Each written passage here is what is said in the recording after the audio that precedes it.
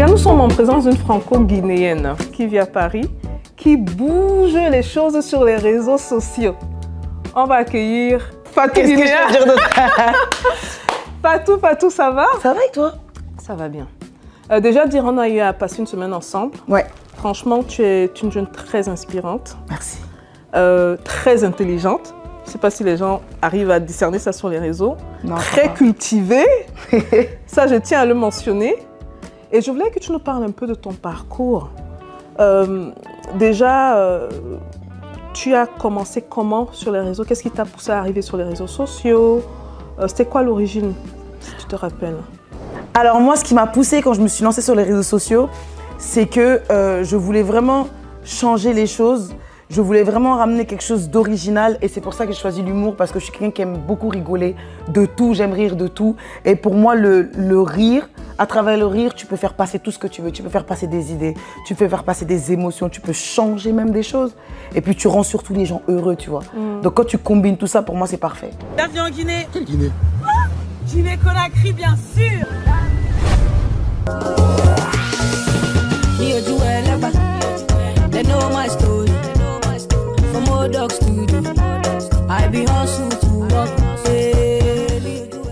Donc, tu te lances sur les réseaux parce que tu te dis, bon, écoute, déjà, je vais être moi, Ouais. clairement. Et je peux vous dire, ce qu'on voit sur les réseaux, c'est ce qu'on voit en face de nous. Voire même mieux. Parce que je t'ai vu dans le traitement des êtres humains, tu es très humaine. Hein? Ouais, beaucoup. Que ce soit les gens à l'hôtel, que ce soit des hautes personnalités, tu arrives à connecter facilement avec les autres. Oui. Donc toi, tu te lances parce que tu te dis juste, écoute, moi j'aime bien rigoler et puis bon, laisse-moi lancer mes pages. Exactement. Ok, cool. Et tu peux nous parler un peu de ton parcours pour le départ? Ça s'est passé exactement Alors, comment? quand j'ai commencé mes premières vidéos, elles ont buzzé direct. Ok. Parce que j'ai commencé à faire des pranks à ma mère et ça a cartonné. Maman, je veux qu'on fasse un jeu qui s'appelle J'accepte et mon cœur reste ouvert. Donc, moi, je commence. Et par contre, faut pas prendre mal ce que je dis.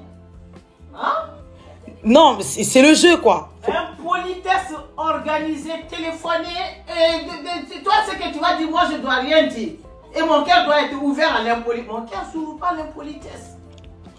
Tu fous là qu'à l'impoliam. Non. Maman, je trouve que t'as... Par exemple, attends, je t'en fais juste un tout petit. Je trouve que t'aimes bien me dire ferme ta bouche, ferme ta grande bouche, et pour rien des fois. Voilà, c'est là l'impolitesse commence. Parce qu'après, tu vas dire autre chose plus fort que ça. Faut pas me parler comme ça. Hein. Ton jeu, là, tu gardes pour toi-même. Tu m'amènes pas ça ici. Je veux pas. Mon cœur peut pas être ouvert à l'impolitesse. On peut même pas faire de jeu. Hein? Bon, en tout cas, merci pour ce repas. C'était bon. Ensuite, j'ai fait un duo avec un ami, ça aussi, ça a cartonné. Et puis après, je me suis mise à faire des vidéos solo. Ça a pris. Il y a eu le Covid. Et après le Covid, j'ai eu des propositions au cinéma. Donc, ça upgrade un peu le niveau. Je sais pas que ça va faire, j'ai plus rien ramené.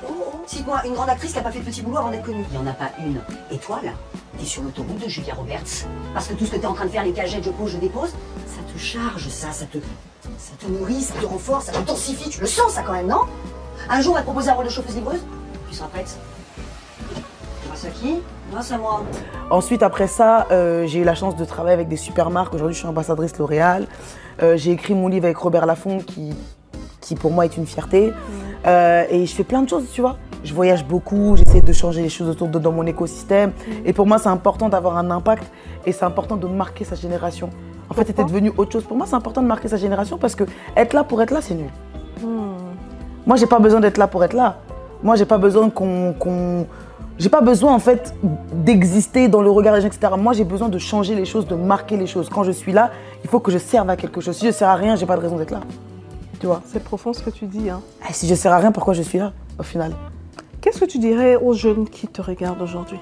Aux jeunes qui me regardent, c'est franchement de ne pas lâcher, quel que soit le milieu d'où tu viens, quelles que soient les personnes que tu vois, que tu fréquentes, ne pas lâcher, toujours être focus sur son objectif. Et puis, il ne faut pas envier les gens. Il ne faut pas te dire « Ah, telle personne a ça, pourquoi moi je ne l'ai pas, etc. » Au pire des cas, si tu commences à avoir ce soupçon-là, il faut te dire « Moi aussi, il faut que j'aille le chercher avec mes moyens et avec ce que je sais faire. » Mais ne jamais, jamais, jamais regarder ce que les autres ils ont. Toujours se contenter de ce qu'on a et être fier de ce qu'on a, être fier de ce qu'on est, c'est très important.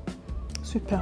Maintenant, on va un peu parler des challenges. Let's go. Quels sont les challenges que tu as eus au courant justement durant ton parcours en tant que créatrice de contenu, en tant qu'entrepreneur, en tant qu'écrivaine, elle a mentionné son livre.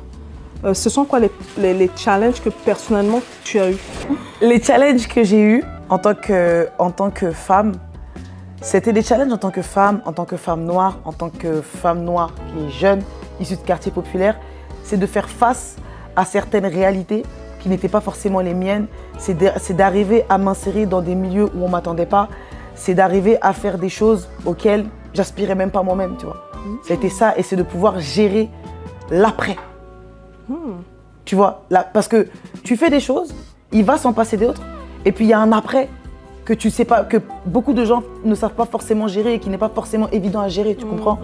Et grâce à ma famille, grâce à ma maman beaucoup aussi, ma maman qui me conscientise beaucoup, qui me ramène beaucoup les pieds sur terre souvent, qui m'accompagne dans ce que je fais. J'étais très bien accompagnée, ce qui fait que j'ai su gérer, tu vois. Dieu merci, et le transformer en quelque chose de positif. Si on dit aujourd'hui Fatou dans 10 ans. Fatou dans 10 ans, je te dirais Fatou dans 10 ans, bah, j'espère avoir des enfants. Ok. Et déjà, félicitations. Hein. Elle s'est mariée récemment. Ouais. Elle est où la bague? Elle est là. Ouais, J'espère. Dans 10 ans, j'espère que j'aurai des enfants, que j'aurai encore d'autres sociétés, que je ferai des choses encore plus grandes, que je pourrai influencer le continent, essayer de changer la vie de certaines personnes, essayer de les aider et faire aussi du social. Le social, c'est important, le social, parce que un jour, je vais mourir, tu vois. Et ce qui va rester, ça va être mes actes positifs. Et je veux que les gens gardent le positif. Après, je suis un être humain, je peux parfois faire des erreurs ou parfois être un peu dans le négatif, mais l'important, c'est que les gens gardent le positif. Et l'important, c'est d'essayer de faire un maximum de choses positives. It's a wrap! Fatou, franchement, pour te dire la vérité, tu es une inspiration. Merci beaucoup. Tu es une inspiration, tu es quelqu'un de très cultivé. Quand on parle d'énergie, franchement, si on doit résumer, c'est quoi une boule d'énergie? Je pense que ce sera Fatou, quoi. Franchement, tous ces jours-ci, tu étais toujours celle-là qui, l'énergie était high, Donc franchement, merci d'être toi, merci de ton authenticité, ce que je dis est très important parce que sur les réseaux, il y a trop de fake, de fake. Beaucoup de gens qui mentent et qui influencent très mal toute une jeunesse, qui pensent que c'est ces gens-là qu'il faut suivre ou quoi. Moi, je ne juge personne, je ne critique personne, mais je dis simplement que l'authenticité et la véracité de ce qu'on fait, c'est ce qui précède notre succès, tu vois. Tout à fait. Et c'est ce qui peut anticiper ou non notre chute. Ça veut dire que le bon comportement, c'est très important dans tout ce qu'on fait. On n'est pas parfait, on est des êtres humains. À la fin de la journée, on n'est que des êtres humains, tu comprends? Mais quand tu fais le bilan de ta journée, tu te dis aujourd'hui, j'ai fait plus de choses positives que négatives. Je te jure que dans ton cœur, quand tu te regardes dans ton miroir, ça fait du bien. C'est pas l'argent, c'est pas le succès, c'est pas tout ça, parce que ça, on peut aller chercher, on sait aller chercher, mais qu'est-ce que tu vas laisser comme marque aux gens, en fait? Tu comprends? Et c'est ça qui est important. Faut pas oublier ça. C'est ça qui est important, en fait. Influencer dans le positif, parce que moi, ce mot influenceur, je l'aime pas. Tu vois, on fait des choses et le succès, c'est Dieu qui donne le succès, tu comprends? Tout ça, c'est Dieu. Et il faut savoir le remercier, tu vois. Fatou, merci juste d'être toi. Les gars, on se voit à la prochaine vidéo.